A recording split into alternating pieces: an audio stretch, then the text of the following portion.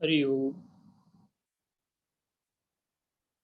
Om Sahana Vavatu Sahanau Punaktu Sahaviryam Karavavahai Tejasvinavadhitamastu ma vidvishavahai. Om Shanti Shanti Shanti. Samasta Jana Kalyane Niratam Karunamai Namami Chinmayam Devam Sadgurum Brahma Vidwaram. Om Sri Chinmaya Sadgurave Namaha. Yogena Chittasya Padena Vacham Malam Sharirasya Cha Vaidyakena Yopakarottam Pravaram Muninam Patanjali Pranjalina Natosmi. Hari Om.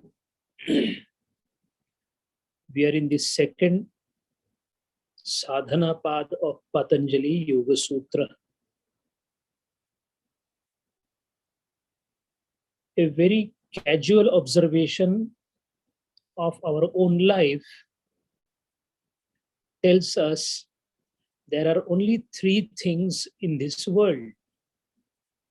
One is my mind, another is my body, and third is this world, the world of objects. So there are only three things that matter for us. One is our mind, second is our body, third is the world of objects or the Vyavharika Vishwa or the transactional world. Raja Yoga or Patanjali Yoga Sutra is nothing else but working on the mind.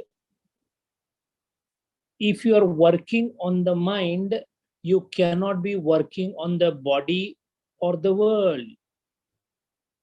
You cannot work at three places. You can work at only one place. So as long as you are working in the world, as long as you are working in the body, you cannot work on the mind.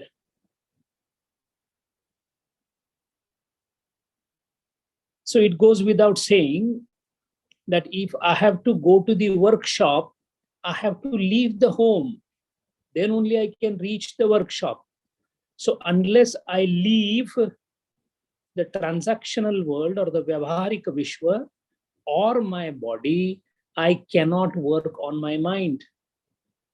So first question that needs to be asked in Raja Yoga or the yoga is, are you prepared to work on the mind?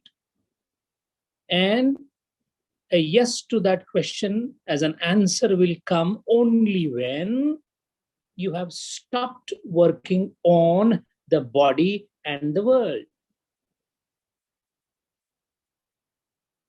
Now one may say that I will stop working with the world because now I'm sitting in meditation and now I'm going to forget the world. It is not that easy.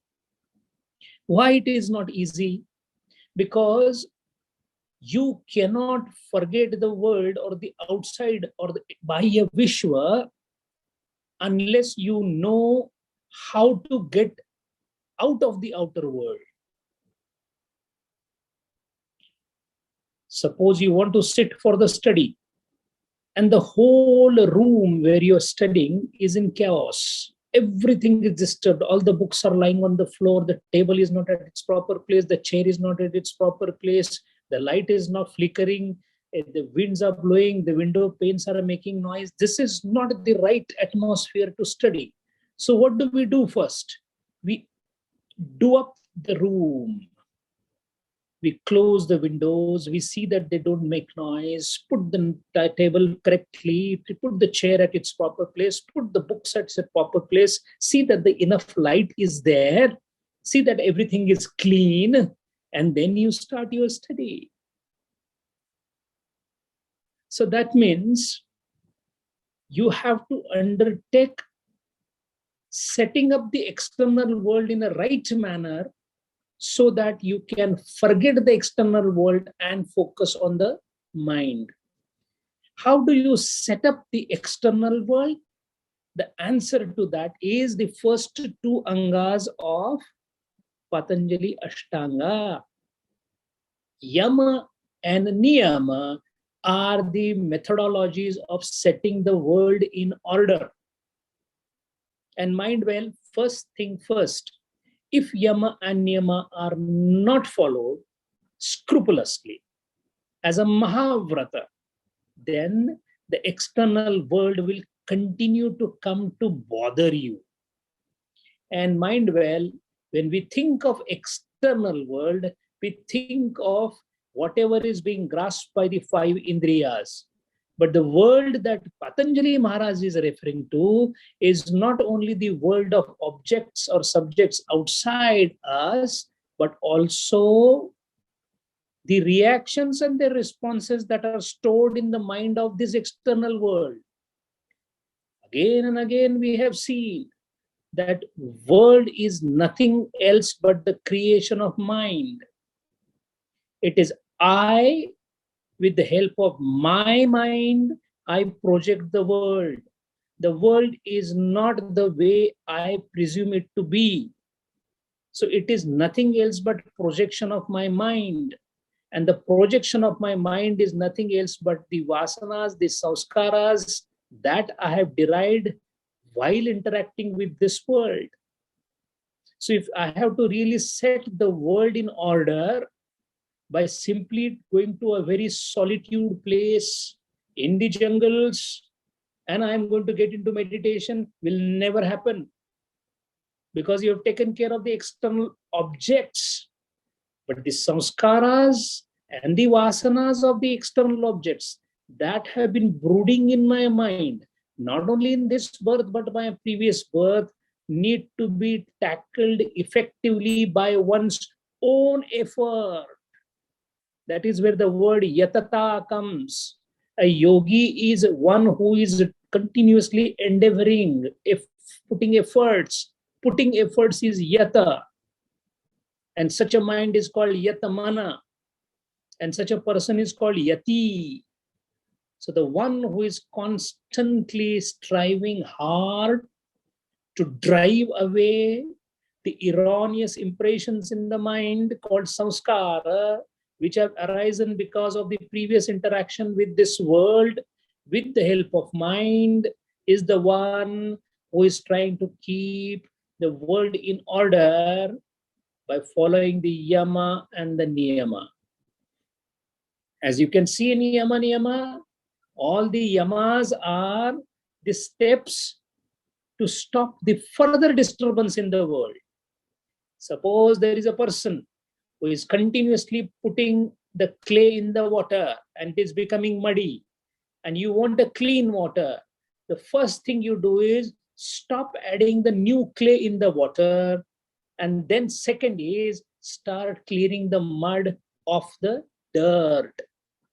So the first thing is not to create new additions of vasanas, not to create new karma samskaras.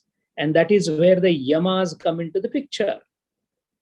Be truthful, be non-violent, don't aggrandize, don't collect everything, don't covet everything, don't try to be greedy in mind to usurp the things, and ensure that you do not disturb the world outside in any manner. That is brahmacharya. In that case, all the five yamas will help us in stopping the new karma samskaras. No more mistakes made. Then you turn towards the redemption of the mistakes already made. That is where the niyamas come into the picture. So yama and niyama are the first stages of the two angas of the Ashtanga, meant for putting the world, outside world, in order. Only and only then you focus on your body. The focus of the body is incidentally interlinked with the mind. It is always a psychosomatic. Psychos is the mind, soma is the body. Ask any doctor, how are the disorders coming into the picture, the disease is coming into the picture, he will say there is a psychosomatic reason for it. Because the body and the mind are linked to each other. After you have conquered to a reasonable extent the external world, then you come to the next stage, which is conquering the body-mind complex so that it does not disturb when I start working on the mind. So how do I control the body-mind complex? I do that, first of all, by making my physic, my body, a rock-solid thing through certain mechanisms. And the mechanism for that is to keep the muscles, the joints, the ligaments, and the systems in absolute perfect order so that their disorder doesn't become a distraction while I'm operating on the mind. And for that, the prescription given is asana. Asana. You shall be able to sit in sthira sukhasana, in a comfortable, non-painful, and a stable posture. Because you cannot discard your body when you are doing meditation. But body can be a potent source of disturbance. So you keep your body in a condition where you do not notice the body. The body gets noticed when something goes wrong in the body. The systems are not working. You are having dyspepsia. You are having acidity. You are having pain in the joints. You are having a pain inside the abdomen. You are having a little bit of irritation of the skin. All this will lead to bringing the mind towards the organ of irritation, which will disturb the concentration. That is why the one who has practiced yama niyama should practice the asana as the next one. One of the reasons why the yoga word is being beaten, the drum is being beaten all over the world as yoga day, and everybody is talking of yoga, yoga, yoga. The white people, the Westerners, are completely mad about the physical aspects of this yoga, and everyone gets up and becomes the teacher of the teachers in yoga asana. Mind well, yoga will give only the effect to a certain extent to the body, which is minuscule compared to the concept of yoga asana that Patanjali Maharaj has in mind. So a person who is undertaking yoga asana should ensure that the yamas and niyamas are adhered in life. A debaucherous person, a person who is a womanizer, a person who is coveting somebody's wealth, a person who is constantly lying, a person who believes in disturbing and torturing others, even if he is the best person doing all the asanas, it is a useless exercise because the asana can become sthira sukhasana only after yama niyama. Yama and niyama gives us control on your mind. And the one who has sayatendriyata, control on the mind, is able to keep his physique also in the best condition because he is meat ahari. He eats very frugal, very little, but sattvic food. At the same time, he has discipline in his life. Remember, if there is no discipline in life, you are not a sadhaka at all. Anybody who lases, who gets up at his own time, he walks and works with his own whims and fancies, there is no regulation, discipline, niyama in his life, such a life is unfit for the yoga. So a yogi, after he has taken care of yama niyama, then he takes care of the second impediment to the concentration, that is body, to make the body perfect physically as well as in the state of health, where the best health is when you are not aware of your body. Unhealth is becoming aware of the body. Absence of disease is not health. Even the modern definition by WHO about the health does not say absence of health. It says spiritual well-being also is included in the definition. What it means is a perfect health is one where you are not aware of your body. Once you reach to that, then the body is fit to sit in Sthira Sukhasana. After that, you focus on the external aspect of the mind that is constantly engaged in the outside world, which is called external aspect of mind. In order to control that aspect of the mind, which is nothing else but the vagaries of mind, the fluctuations of the mind, you undertake a new exercise, which is the next anga of the Ashtanga, called pranayama. Pranayama is not only the control of pranas, but through the ayam or the control of the pranas, we are basically trying to reduce the rajoguna of the mind, the chanchalata of the mind. It is reining in of the horses that are running berserk of the mind. And that is why that can be done only after the physic has been stabilized. No mind can be brought to an halt if the physic has not been brought to the perfect condition. So these are all steps to be followed in proper sequence. Yama niyama first, followed by the asana, and then we go to pranayama. Pranayama gives us ability to control the mind. Not only that, with the help of breathing and the control of the mind, the dissipation of the pranas or the energy into the mundane activities and the vagaries of mind are controlled. If we have to read the words of Swami Krishnananda, it is like switching off the fan, then the bulb, then the microwave, then the fridge. So one by one, you're switching off the energy outlets of the body and the mind so that the energy goes back to the source.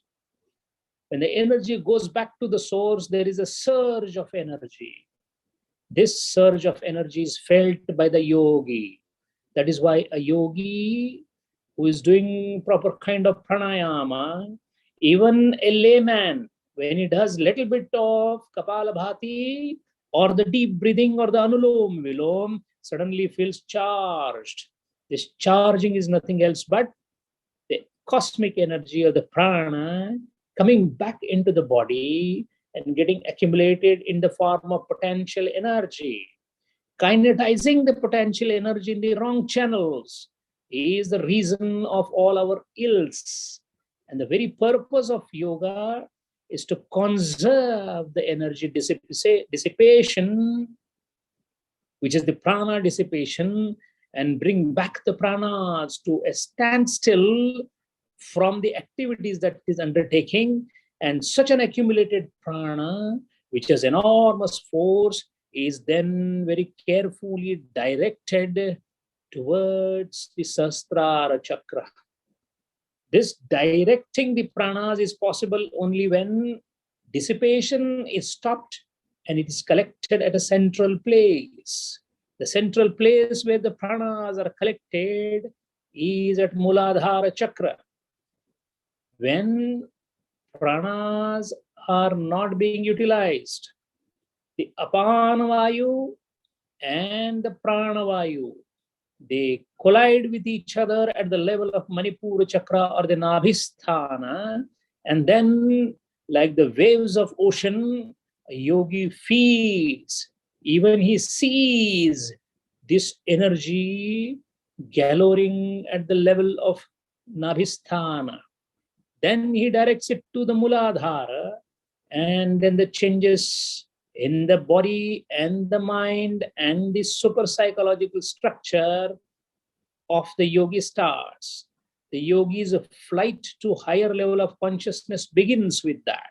So that is why pranayama plays a very important role, because after pranayama, after the energy is collected at one point, directing that energy and learning to direct that energy is the specific purpose of next angas: dharana, pratyahar, dhyana, and samadhi. All these four anga are essentially directing the energy or the cosmic energy or the prana collected towards the higher goal. There is a lot of work done in yama, niyama, asana, and pranayama. Now there is no physical work whatsoever involved. In pratyahara, dharana, dhyana, samadhi, we do not do any physical work. But in yama, niyama, as well as in pranayama and asana, there is an mental or a physical. Mental, when I say, it is the external psychological aspect of the mind which is put into the practice.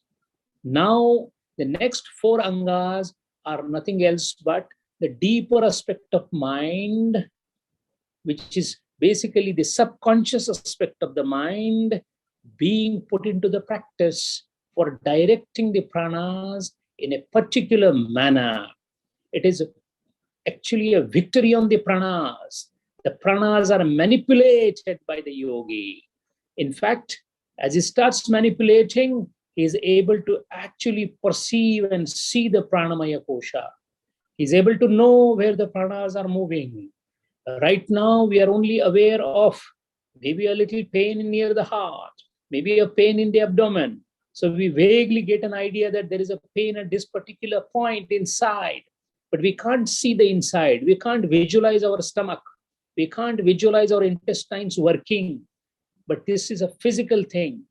Yogi is able to visualize the currents of pranas moving in his body, and slowly and slowly he works on redirecting these pranas.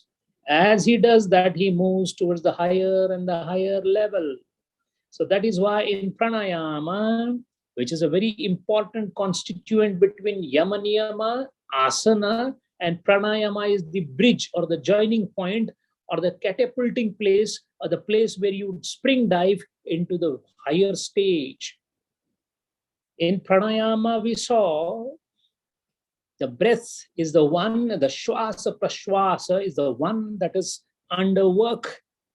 We work on our inhalation and exhalation, shwasa and prashwasa. How do we go about it? We go about it in stage-wise manner. First, we learn to breathe properly. To breathe properly is to take deep inhalation. Hold the breath for a little time, not more time. Breathe out completely, the Rechaka. Stop after the Rechaka, which is called Bahya Kumbhaka. Stop as much as you can in Bahya Kumbhaka, and then again repeat the cycle. Stopping in Antar Kumbhaka is very dangerous. Stopping in Bahya Kumbhaka is not that dangerous. But the practice of Antar Kumbhaka also has to be undertaken under the expert guidance of the Guru. So doing something on your own can create neurological deficits, sometimes even death. And this should not happen, because the pranas are a powerful force. If one doesn't know how to handle them, he can really land into troubles.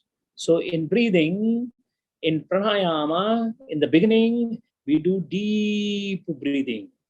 After a few days of deep breathing, we go towards what is called as anuloma viloma, breathing through alternate nostrils. Each stage goes and hits the pranas a bit. The deep breathing only scratches the surface of prana. While the alternate breathing through nostrils, the anuloma viloma, makes the pranas tickle. But when the breathing further goes in a manner where you are able to breathe deep, at the same time you start then reducing the breath and increasing the stoppage, the kumbhaka. Larger the kumbhaka, the breathing portion becomes smaller and smaller. A large bahya kumbhaka would mean the puraka is delayed. A large antar kumbhaka would mean a rechaka is delayed. So when you delay the puraka rechaka, that means you are breathing less, increasing the length of the kumbhaka. That is the time when dirghata comes into the picture, the longevity of stoppage of breathing. Overall, the purpose is to see that the breath does not move. We breathe because we need oxygen. We need oxygen because every is constantly under action.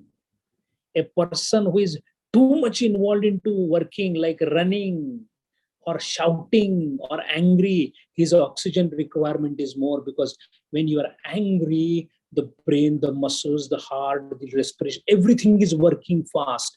A large quantum of oxygen is required. Imagine the reverse of it. You have not eaten much food, you are light on your stomach, digestive system does not require more oxygen, because more or less the digestive cells are at sleep. Muscles are not moving because you are in sthira sukhasana. They don't need oxygen. There is no thirst. Kidneys are at its rest. No thoughts in the mind. The brain is not working anymore in the external world. Mind well, the brain eats 22% of body's oxygen, although it is barely a 4.5, barely a 4.5 pound organ. It consumes around 22% of oxygen. But since you are not thinking about the external world, not about your body, no thoughts in the mind, there also the oxygen requirement is less. When oxygen requirement, pranavayu requirement of the entire body is going down to zero, naturally you don't need to bring the oxygen from outside, so the breathing goes down. We call it as a calm and composed state.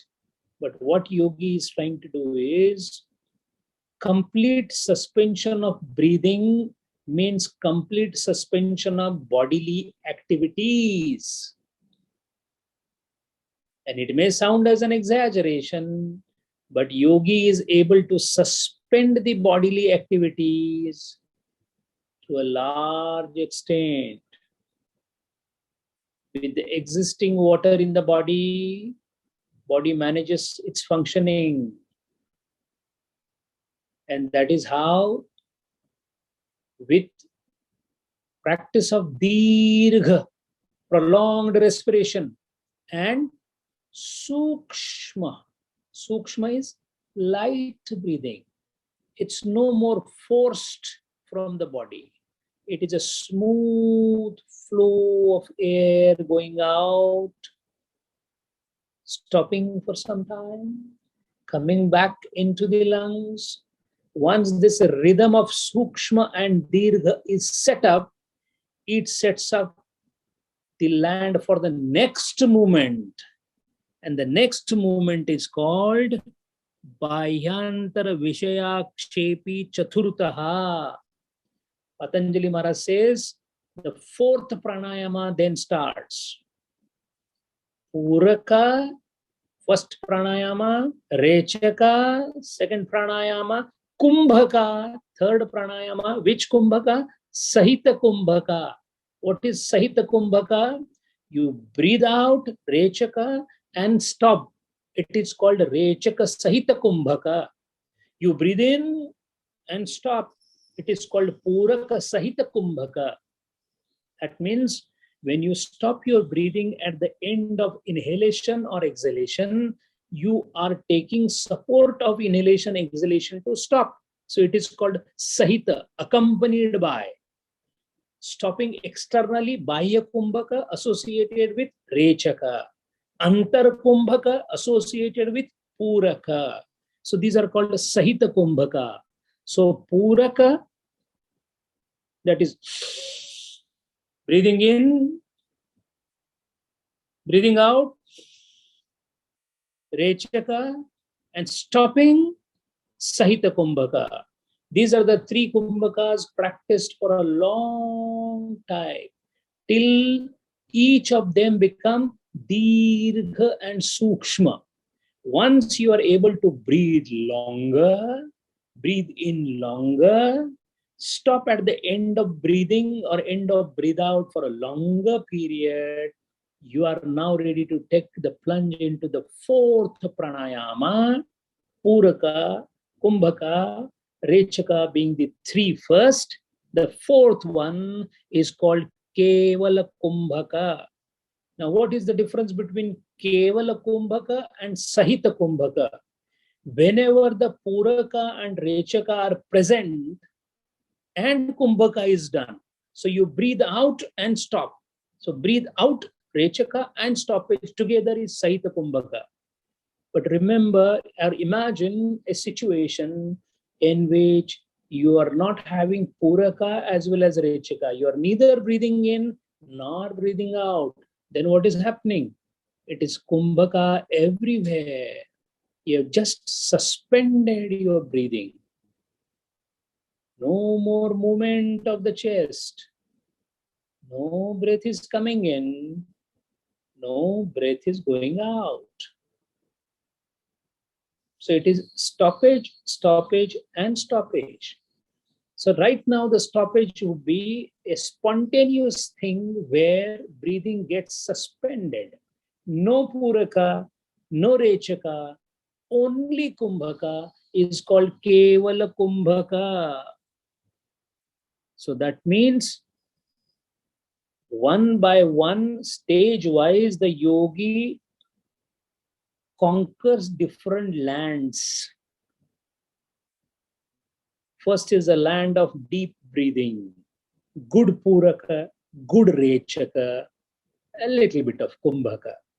Then it goes for alternate nostril breathing, Anuloma Viloma, again Puraka, Rechaka, Kumbhaka. Then it goes further for prolonged Dirgha and Sukshma Puraka, Rechaka, Kumbhaka. And then the last ground is Kevala Kumbhaka. So this is called Kramena Bhumika Jayat. Conquering the land, Atikrantata, transcending each stage by the next stage. And when one goes into what is called as Kevala Kumbhaka, the aim of pranayama is achieved. Shwasa Prashwasa Gati Sarvatha Vicheda is Chaturtha Pranayam. This is done only when the yogi is able to visualize his pranamaya kosha. Because of prolonged practice of Puraka, Rechaka, and Sahita Kumbhaka, after it is made Dirgha and Sukshma, the yogi is actually able to visualize the current or the pranic currents or the pranas moving in the body. When we try to practice pranayama, we try to focus or concentrate on breathing in, breathing out. But when the breathing gets suspended, then the visualization goes towards the pranas. What color the pranas are seen? In what form are they seen? How do they feel when they see the moving of currents of prana? Is all a secret known only to the yogis. No description of it is available anywhere. How you feel in that state is perhaps narrated by the yogis.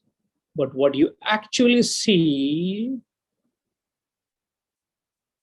is a or a privy, the information is privy to the yogis themselves. That is why the Kundalini, its visualization as a snake of 3.5 coils, its movement upwards, Sarpini, the way the energy moves up, all these different chakras, their kamalas, their petals, what are the matrukas or the bija mantras there? These are all visualized by the yogis in that state. Ramakrishna Paramahamsa tried to give the actual description of all the chakras, and the disciples wrote it down, but only up to the Manipura chakra.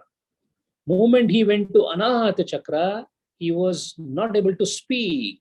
So these are all the narrations because one is able to actually visualize the Pranamaya Kosha. What happens when you reach to this Keval Kumbhaka? What is the effect? And the effect is given by Patanjali Maharaj as Tataha Kshiyate Prakasha Avaranam. That means the Keval Kumbhaka Pranayama, if it is successful, then the yogi has 3 different abilities. One is there is a Kshaya, dissolution, disappearance of the Prakasha Avarana. That which was covering the light disappears. The covering of the light disappears. Second effect is the yogi is able to do now dharana. And third effect is he is able to do pratyahar. Out of that, what is Prakasha Avarana? What all he has said, again, Patanjali is a very compact sutra. Tataha kshiyate prakasha avaranam. Now that leaves a lot of ambiguity. Which prakasha? What is covering the prakasha? So unless we know what is the prakasha, there are different views on this. In fact, some of the views are contrary to the Bhashyakara. Some people say Prakasha Avaranam means all the lower planes of consciousness, the objects that we see. We see a cup as a cup, a remote as a remote, a mobile as a mobile, a sleeper as a sleeper. That's only the external aspect of the object. The true nature of the object, the pranas in the object, the cosmic energy form of all the forms starts becoming clearer and clearer to the yogi. So this is the meaning of Prakasha Avaranam according to some. But the majority of the Bhashyakar are of different views. They say this Prakasha Avaranam is nothing else but Ajnana, which is covering the Atma Prakasha. And what is this Ajnana made up of? The Karma Sanskar, which results into Ragatmaka Indriya Indrajala Rupi Vishayajal. In other words, the sanskaras that have given rise to likes and dislikes, which is nothing else but the Raja and Tamaguna, which is covering the light or the true nature, which is the light as a nature, which is nothing else but the Sattva Guna.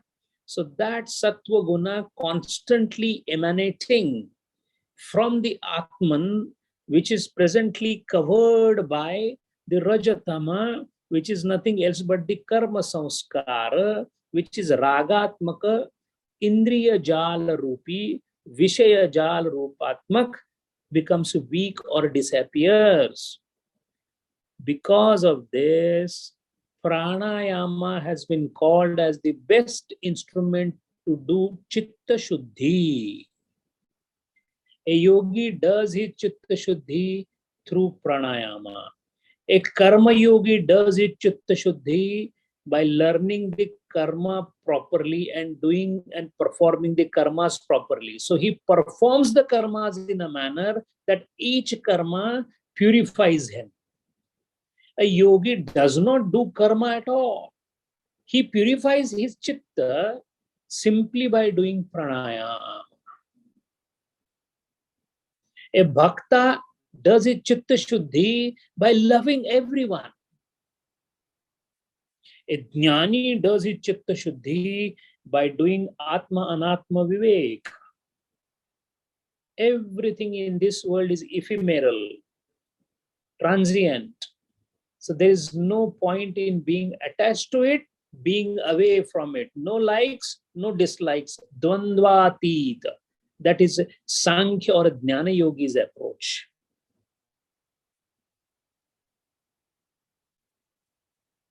A Jnani focuses on Tatpada. A yogi focuses on Tvam-pada. Yogi works, that is why, on the mind. A Jnani works on the world. A Bhakta Yogi works on the love aspect of the world. A Karma Yogi focuses on the world and tries to make the world as a means to achieve the Chitta Shuddhi. So Yogi achieves Chitta Shuddhi by Keval Kumbhaka or the Pranayama. More perfect the Pranayama, more perfect the Chitta Shuddhi. And that is why it is said that there is no tapas as great as pranayama. Pranayamat paramatapo natato vishuddhi malanam diptischa jnanasya iti. There is no tapa as great as pranayama. So pranayama creates chitta shuddhi. That is how once the chitta shuddhi is done, that means yama, niyama, asana and pranayama is established. Now the yogi is ready to take the flight on a higher plane, and higher plane means he goes to the last four aspects of the Ashtanga, the Dharana, the Pratyahara, Dhyana, and the last is Samadhi. So what happens because of Kumbhaka? It makes Chitta Shuddhi, first part. Second is, it makes mind competent for Dharana. So Dharana Sucha Yogyata Manasaha is the 53rd Sutra. Dharana Su, inside, Saptami. Dharana Sucha Yogyata. In the Dharana, mind becomes competent because of Pranayama.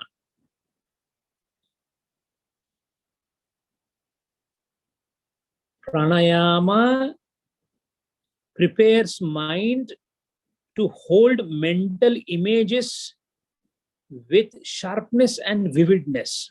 What is the meaning of dharana? Dharana is, now that you have collected the prana at one place and you want to direct it towards a particular object, towards one thing at the exclusion of others. So you have to bring this mind into a particular area of demarcation. To do that, you have to hold to that particular area or the object that you want to concentrate upon. For example, if you're concentrating on the Bhrumadhya and there is a light there that you see during meditation and you want to focus on that light. So to bring the mind to that light and to hold on to that image, it is not possible for you to hold on to that image if you just imagine the image to be the way it is seen by the Indriyas. So a Ishta Devata, let us say Hanumanji, if whenever we sit in meditation and try to remember him, we see the same Murti that we see in our Devalaya. But a yogi, when he starts doing dharana, now that gets transformed into an absolute vivid and sharp delineation of Hanumana himself. Bhagavan Sri Ramachandra now is visualized in a completely different form, not as the one with marble structure that we see in the temple, but a living, vivid, sharp structure. That is because of the enormous amount of localization of prana at one place. This is the dharana. So that is why pranayam abhyasat eva. That means by chaturvidha pranayama. Chaturvidha means 1, 2, 3, 4. Puraka, kumbhaka, rechaka, puraka, rechaka, sahita kumbhaka, and kevala kumbhaka. Mind gets stabilized, which is called manasthirata. Once the mind is sthira, that means rajoguna is gone, tamoguna is not to be talked about. That is the time only sattva guna remains, and in that light, dharana becomes easier. Dharana sucha yogyata manasaha. If that is the case, then what is happening to the indriyas? Indriyas are doing pratyahara. What is pratyahara? Swa vishaya asamprayoge chitta swarupanukara iva indriyanam pratyahara. Patanjali Maharaj has given the definition of pratyahar. Pratyahar, the closest English word to that is abstraction. To shy away from, to turn away from is pratyahara. How is this definition given? Swa vishaya asamprayoge means what? Swa vishaya. What is the swa vishaya of the indriyas? The objects. And when we say objects, we only talk about the physical objects. That is for panchendriya. What about the shashtendriya? The thought is an object. So swa vishaya asamprayoge means not getting associated with your vishaya. Swa vishaya. What is the vishaya of mind? Thinking. What is the vishaya of eyes? Seeing. So shabda, sparsha, rupa, rasa, gandha, all are asamprayoge. The indriyas are not in contact with them. So there will be an incense stick, the place where yogi is meditating, but he will not smell. There could be something crawling on the body. Yogi will not come to know about it because he has disconnected sparsha from the indriyas. The tactile sensations are gone. Swa vishaya asamprayoge. Now, when the indriyas are not working with the object, where do they go? When we sleep, all the indriyas are at rest. Where do they go? They go back into the mind and resolve in the mind. So that means they go back into the chitta. So swa vishaya asamprayoge, not associating with the respective vishayas, the indriyas, chitta swarupanukara means if they go back to the chitta, they will assume the shape of the chitta. The water that is flowing through small channels, if it is stopped from flowing, what happens? It will come back to the lake and be in the lake. So it becomes water of the lake. The moment it goes out into the channels, it becomes water of the channel. So this is how indriya, by swa vishaya asamprayoge, by not associating with its own vishayas, resolves back into the mind, into the chitta, and takes the shape of the chitta.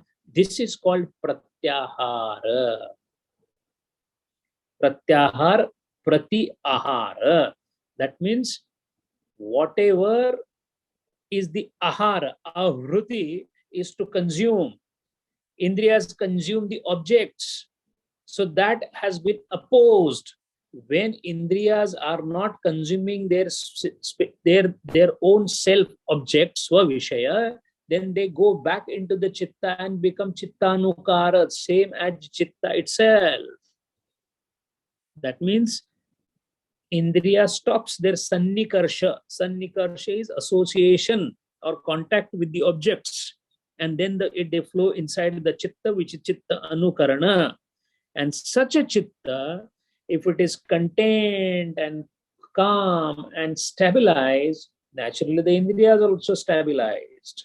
So a yogi who has perfected the pranayama kumbhaka has a pratyahar happening for him. So everything outside is cut off. And cut off because the channels are cut off. The indriyas are no more functioning. So the indriyas are nothing else but the chitta now. So virtually, the doors and the windows are closed, and only the inside chamber, which is nothing else but the mind, which is now full of the pranas. So pranas are not allowed to dissipate.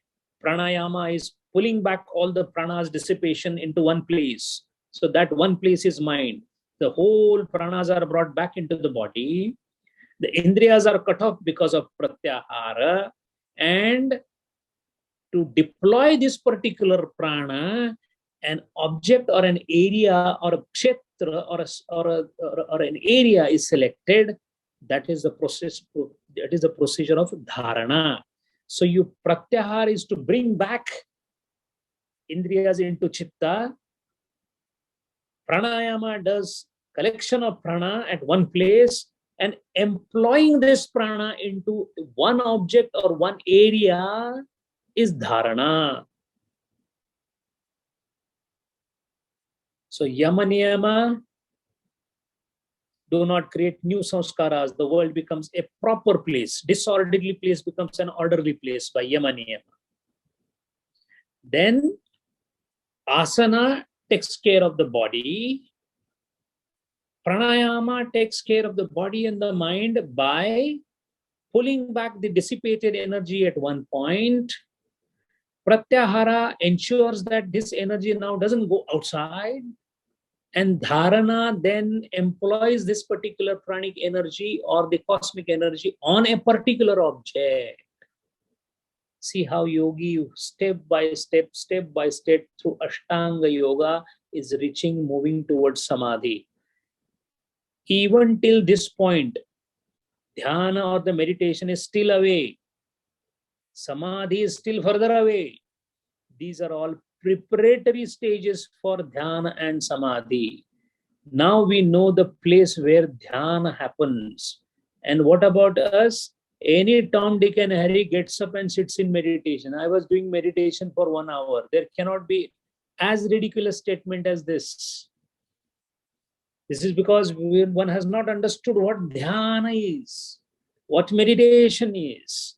Meditation is incessant, continuous flow of Tailadharavat, of the prana on a particular object.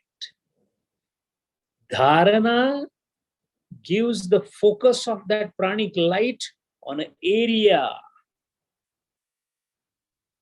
To give an example or an analogy, when you are wandering around here and there in different subjects, suddenly you come across a katha going on in Ramayana. So you sit to listen the katha. So what happened? Your mind, which was hovering into office and home and friends and whatnot, is now focused on Ramayana katha that the kathakar is speaking. This is dharana. But Ramayana is too many things. Ram came, Ravana came, Hanuman came, Lakshman came. All that together is Ramayana.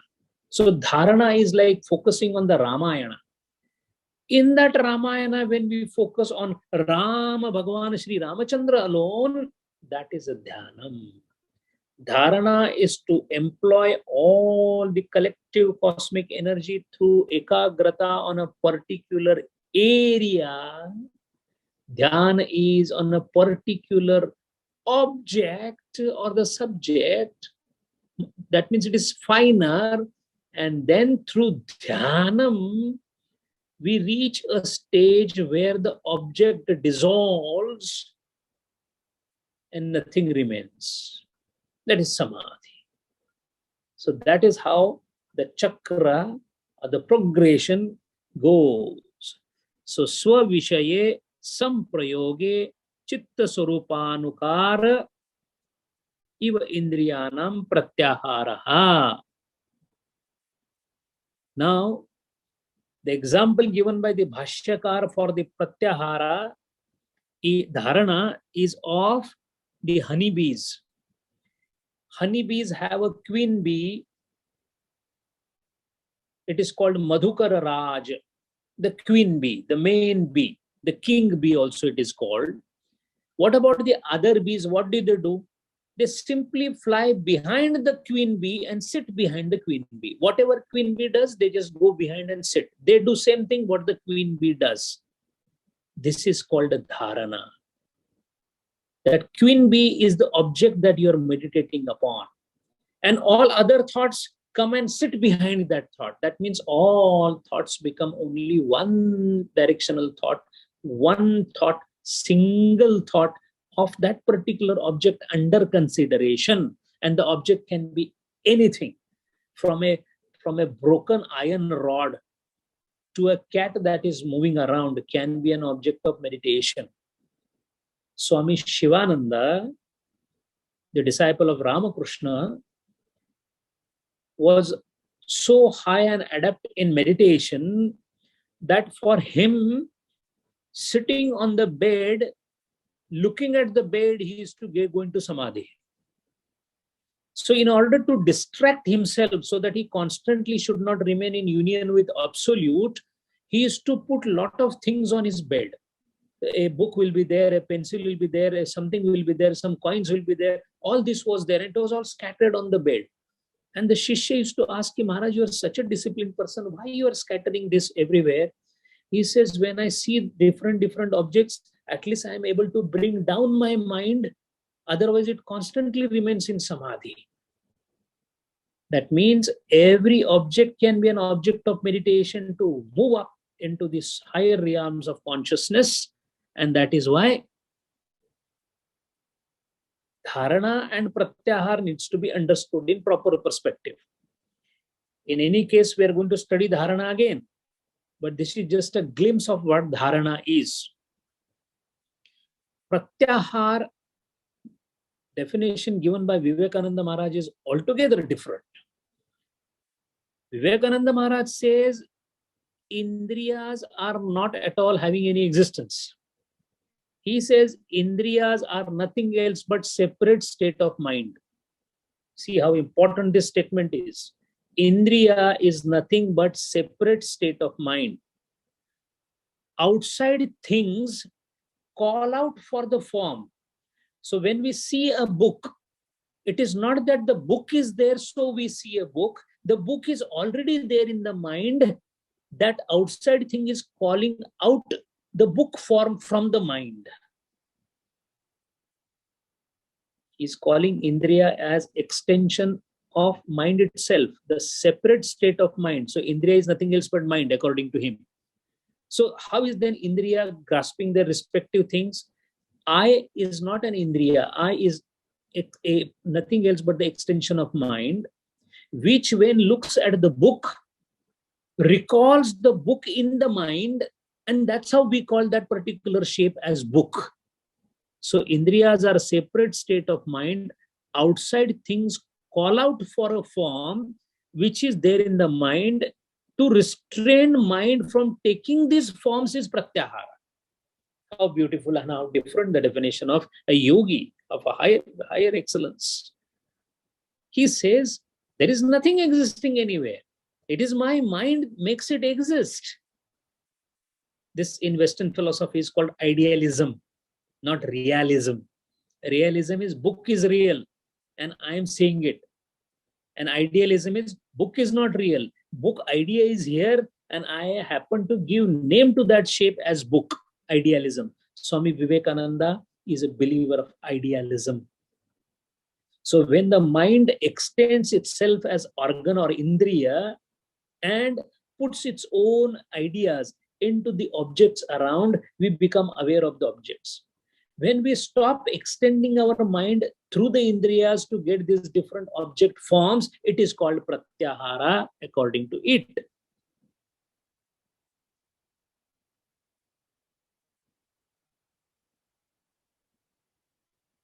So that is why he says, if mind decides not to get connected with anything, it doesn't get connected. We travel to the office, so many things we see on the road, but we don't remember them. We don't even note them. Why? Mind is not attending to it. That means mind, when it attains, that means the forms or ideas that are there in the mind, when they attain, then only the things are cognized. And if you don't do that, it is pratyahara. So this is the definition of pratyahara and dharana in short. We are going to see again dharana in the third adhyaya, which is going to start now. We are left with only one sutra of the second pada, sadhana pada, and then we are going to move to vibhuti pada. In the beginning of vibhuti pada, again dharana is going to be discussed. We will see that a bit in detail, but an outline of pratyahara and dharana is available here. Pratyahara, dharana, dhyana, samadhi are the only things to be done after the pranas have been properly controlled and brought under control. The pranamaya kosha is totally under control. The complete cosmic energy now is at disposal. All we need to do is to learn how to utilize this energy. That means yama, niyama, asana, and pranayama is obtaining the sword. Now, how the sword is to be used is the next 4 angas. That is the complete 8 angas or the ashtangas. Hari Om. Om Purnamada Purnamidam Purnat Purnam Udachyate Purnasya Purnamadaya Purnameva Vashishyate. Om Shanti Shanti Shanti. Harihi Om Shri Gurubhyo Namaha. Harihi Om.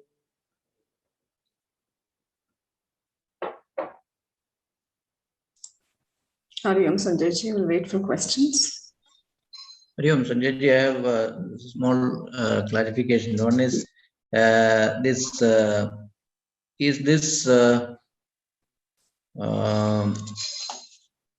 same as this pratyahara as explained here? Is it same as uparama? Yes. Uparati? Yes. Okay. Uparama, there again, uparati and is almost on the same lines of pratyahara. In fact, all our shamadama, etc., goes absolute parallel with these ashtangas. The names are slightly different. The focus you will see is slightly different because Jnana Yogi is working more on the external world, trying to relieve himself from the external world. Anatma, he is trying to leave so that he can go towards Atman. That is why I said it works more on Tatpad. While a yogi or the Raja Yoga doesn't bother much about the world, he bothers more about the mind. Through the mind, he is trying to control everything. Raja Yoga is nothing else but mind, mind, and mind. So when you work on the mind, that means you are working more on the Tvam Pada. At that point of time, whatever disciplines you are giving to the mind so that it works in a right fashion are the Ashtangas. While when you are doing Atma Anatma Vivek of the Jnani, you do the same Shamadamadi Shataka. So that means at both the places, these are the same thing.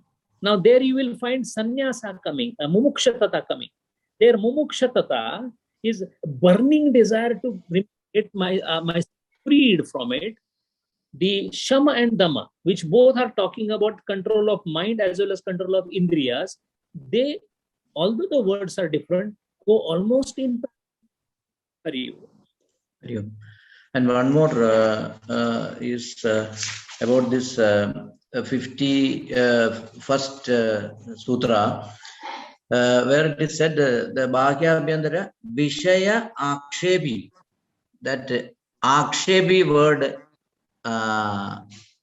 is because it is said here in Vivekananda Swami's book that the Anusandhanam is done. In the earlier 3, the Anusandhanam is not done. And also this Akshepi word, I was just thinking, is it like that? I mean, Vikshepi and Akshepi, is it like that? I mean, Vikshepi means going out and, yeah. Yes. Both the words have a dhatu kshapana. Kshapana, we know kshepanastra, throwing something at a speed is kshapana. Akshepa and vikshepa.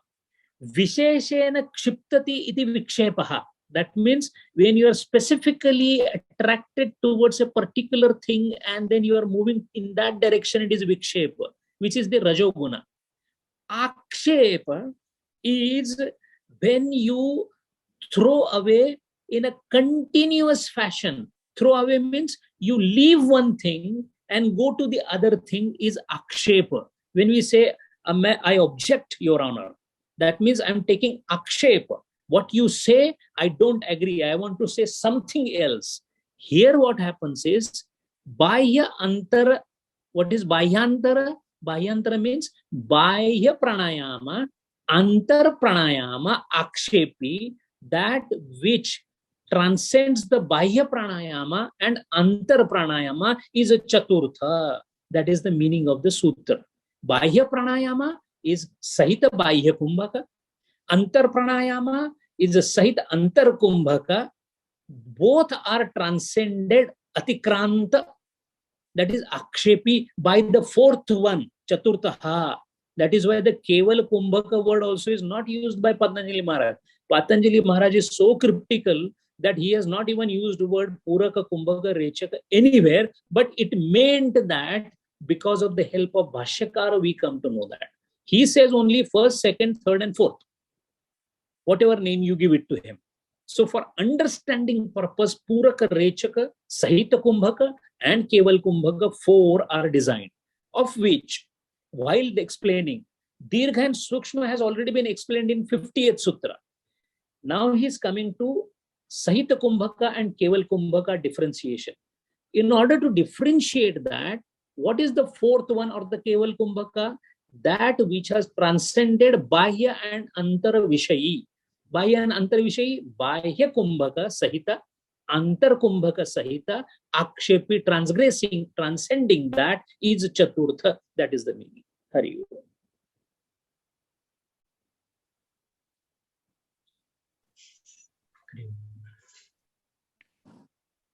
Hari, just a few questions. One is just a general one, right? So sometimes we say we follow one path, right? But very often we hear, sadhaks saying that, yes, we study the Bhagavad Gita, etc., but we're unable to execute it in our lives. So intellectually, we're able to understand the concepts, but in our own lives, we're unable to do that. And sometimes, the use of pranayam or yam, niyam, these things are also, while they belong to perhaps another school of thought in some ways, but you said they're all related. So does pranayam also help in, stabilizing the mind, right? Even from that basic. So these are, in some ways, preparatory stages. That's what I think Swami Sarvapriyananda was saying. Even though a lot of Gyan, on the people on the Gyan Yogi path kind of dismiss all these activities, but in some ways they are, they help or they're preparatory. Is that my understanding right? Absolutely. In fact, there is nothing contradictory from one school to the other school. Let us take a very simple example. What is that you want in your daily life? All you want in daily life, we always say that, let me sit at rest. Thoda shanti se baithne do. Everyone says that, I'm now sitting quietly, no work, I'm happy, I'm just sitting quietly. What are you trying to say? You are trying to say that I want to avoid commotion in my life. What is a commotion in life? Commotion is going helter-skelter after so many things and running around and etc. So what are you lately craving for? You're craving for sitting at one place and be contented and happy. Agreed. Now, this when you do, see the physiological effect of these two acts. When you're in constant activity, you breathe more. Your body organs are working more. Your muscles are working, brain is working, heart is working, respiration is working, blood vessels are working, the blood is rushing up and down, heart is constantly pumping. Agreed? Now, if you bring them down, you say that I want to continue to the work, but still I want to reduce my heart rate and respiratory rate. I want to be very angry, but my respiratory rate should be 4. That is not possible. So that means You can either control the effect or control the cause. Even controlling the effect can also tame down the cause. So in order to do this, all you need to do is, moment you start doing deep breathing, what is happening is you become conscious that you are deep breathing. The consciousness of the breathing itself brings your mind towards the breathing. So naturally the vikshepa of the mind goes down. And this we are doing on a daily basis. मुझे थोड़ा बैठने दो. अभी अभी काम से आया हूँ. I've just finished my work. I want to rest. What is this rest you are talking about? Why do you say that I want to sleep?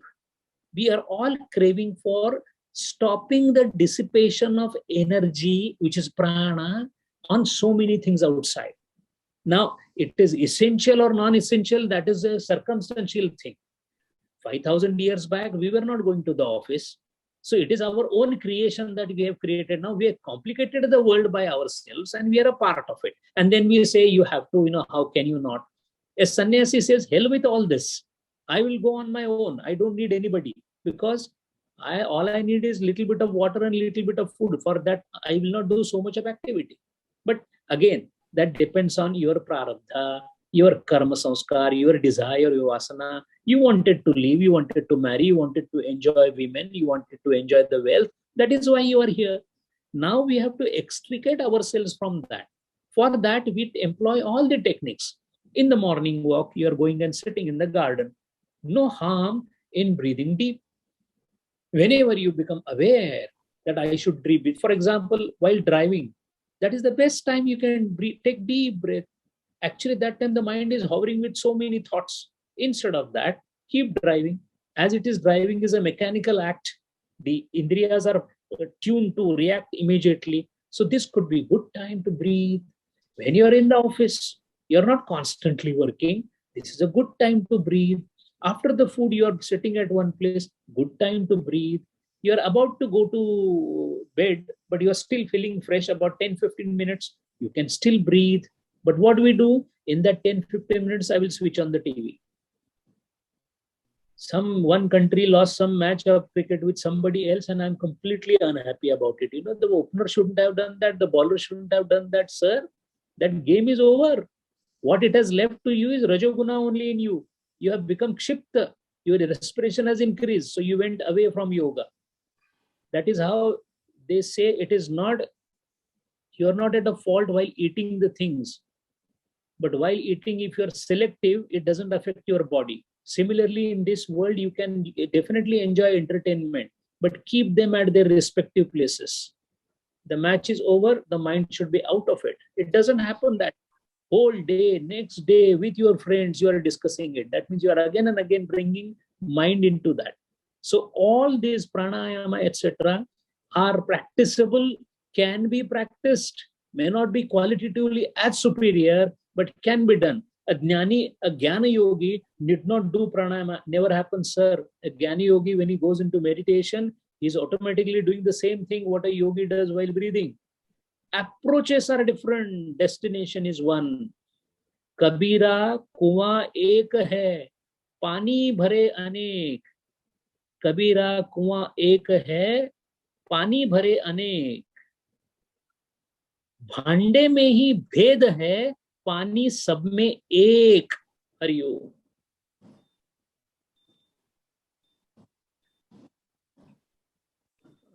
Hari Om ji. Now, even on this meditation that we talk about, I know that at the chapter 6 level where we start in the Gita or whatever, now that is for a trained sadhaka who has reached that stage. If you take the equivalent of even on the Patanjali Yoga Sutras or whatever, he has already reached a stage where he is looking to, transcend. So that's an extremely highly but let's say, in the same example, what people are trying today, even by trying to close their eyes, what they're trying to reduce the senses running out and reducing the sympathetic nervous system. And even by closing eyes, you're activating your parasympathetic system in some ways, and that provides, some break and helps you stabilize your breathing and etc.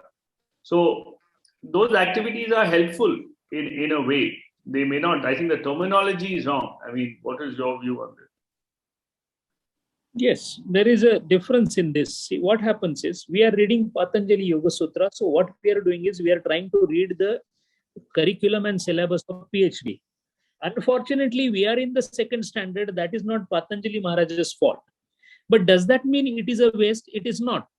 Because all the people who are listening to Patanjali Yoga Sutras, all of us are future Swamijis. See, Swamiji reached at that level because he traveled through different births and reached the destination. So Swamiji, we saw, he was at a point, he was scaling the last part of the Mount Everest. We are also climbing. We are at the bottom. That is why we feel that, this is something too esoteric, etc. Not so. We are all moving towards the same thing. We are all future Swamis. As our karmas and sanskaras will slowly dissipate, a good yogi is going to come out of it. And then, unless somebody joins in the first standard, how will he reach the PhD level? For those who have not joined the school, for them it is going to be very difficult. But the one who has joined today or tomorrow, he may fail in the standard, but he is moving upwards. So similarly, we are nothing else but all the pure and great souls incarnate. But right now covered under Ajnana, slowly we will be blossoming. But even this so-called parasympathetic and sympathetic system that you spoke of, that is also not bad, but it is like this. A boy, when he goes to school in nursery, he's dressed up by the mother, he goes to the nursery, he goes there, eats his tiffin and comes back. He's not doing any education. Simply going is just a practice so that he should know what the school is. Similarly, when we do all this meditation, etc., at our level, it is not a waste. But the substantial qualitative aspect one must know. Otherwise, you will continue to go to nursery only. After nursery, you are supposed to go to the primary, study, start studying, get your brain into something. To know this, you must know. That is why the Yoga Sutra study that we are doing is to expand the horizons of our intellect, to know the depth of the Shastra. See, once you know the water, how deep it is in the river and how long and what is the width of the river, then only you can think of how to swim. Otherwise, if you ask the question that I am on the banks, I am yet to enter into the water, why should I know how much deep is the water? No, you require that so that you can navigate properly later on. Well, I have a question on the supplementary or complementary roles of Nama Smarana. When we do chanting, it is said that initially you do in the Vaikhari and then slowly it moves to Madhyama and then to Para, Pashanti, and Para is the last one, Pashanti and Para. So when the jap or the Nama Smarana moves from Vaikhari to Madhyama, the pranayam comes into picture, because that that jap transcends from Vaikhari to Madhyama, and then that is called a japa jap. My question is, does it happen that without practicing pranayam, when you are doing Nama Smaran, automatically your prana gets controlled through the Nam Smaran, or you have to take extra efforts also as per the Patanjali Sutra to master the technique of pranayam along with the Nama Smaran? In case of Smaran, the Nama Smarana, when it moves from Vaikhari starts progressing towards the Paravani, what is happening is the Dharana and the Dhyana and the Samadhi is simultaneously getting practiced. Nama is nothing else but what you are doing is a Dharana on that particular Nama. By repeating Nama, when Dharana goes into Dhyana stage, the Nama becomes one. That is called Samadhi. So a person who is doing ajapa, japa, is actually in the stage of Samadhi itself. And when Samadhi is happening, he is focusing on Dharana and Samadhi of the Nama. He is not even bothered to see what is happening to his prana, although his pranas are behaving exactly the way a yogi's pranas are behaving. Because to separate the body, only thing is who starts where. If you want to study the body, You can start from the circulatory system and then study all other systems, or you can start from neurological system and then study all other systems. So the point of entry is different for different margas.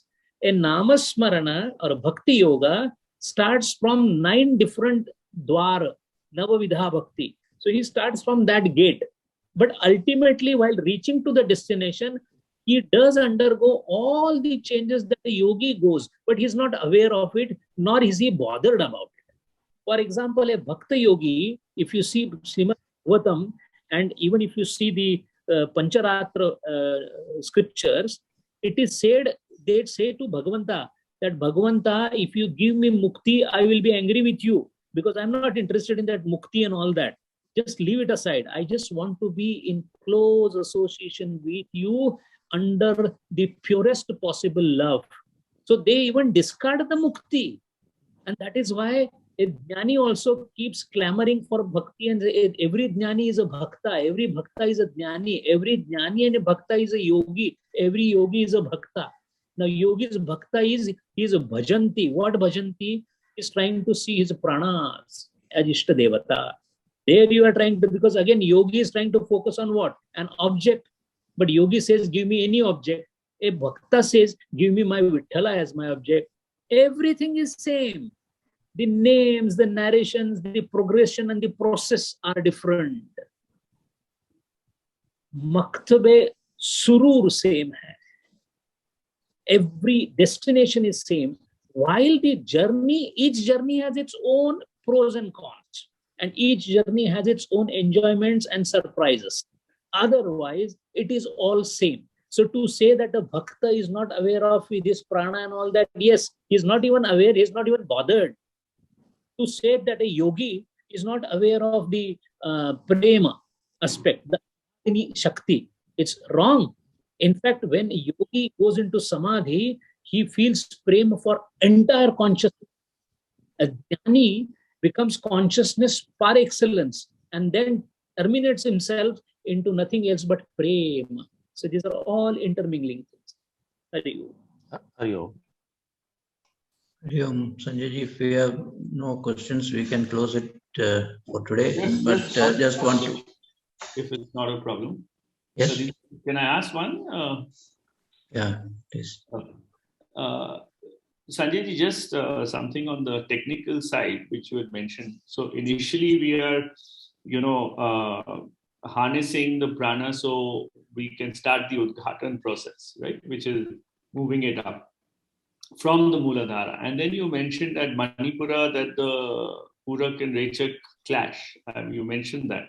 So I'm just thinking that if they're all concentrated and moving up all the pranas, the objective there also, there is disturbance at the Manipur level, that, Purak, Rechak are clashing because it's all already concentrated and it's moving up, right? I mean, sorry, I probably didn't understand your statement. Purak and Rechaka, they never clash with each other. What clashes or what comes as a compounding effect or as an impacting effect is apana pranavayu. Apana is normally directed downwards. Yes. Prana upwards. Now, when both of them are reversed, they come at the Abhi Chakra and they impact each other. Now, this is an apparent impact. Actually, what is this? Not a disturbance.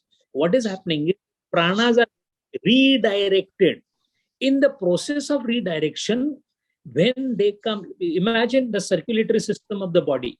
Similarly, we have what is called as pranas are the currents that are flowing. So when these two together and impact each other at the Nabhisthana level, then the pranas are directed more towards the Muladhara Chakra.